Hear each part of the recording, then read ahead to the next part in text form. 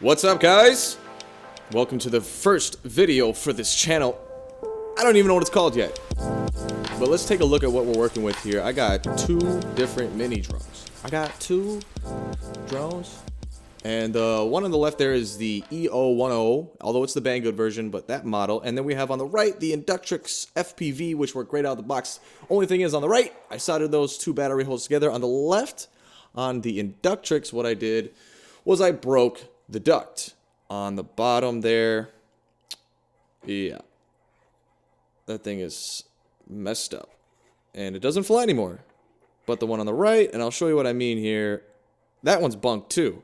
That was my fault. So what I'm going to do is I'm going to combine the chassis. So on the right, I'll show you what I mean here. When I was putting on a camera for this, for the FPV, on the very bottom, on the ports, you're supposed to solder those. You're not supposed to solder them together. Okay. So I popped all the fans out. I'm going to take everything off, just use the chassis. Wasn't very hard to do, although I will have to use the solder gun to remove the fans, or the motors rather.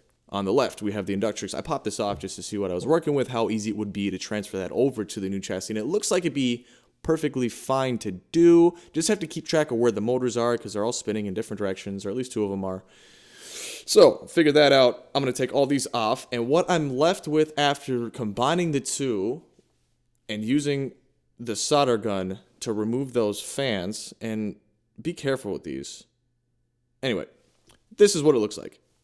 It's all plugged in. It's not all screwed on, but once it is, it actually flies pretty well.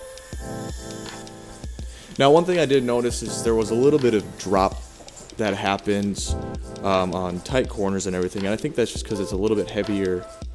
I still have the upgraded motors that come with the Inductrix FPV.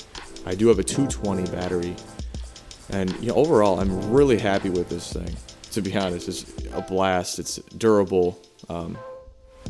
Stay tuned though, because I'm gonna have more footage. I'm gonna have some FPV footage coming up soon.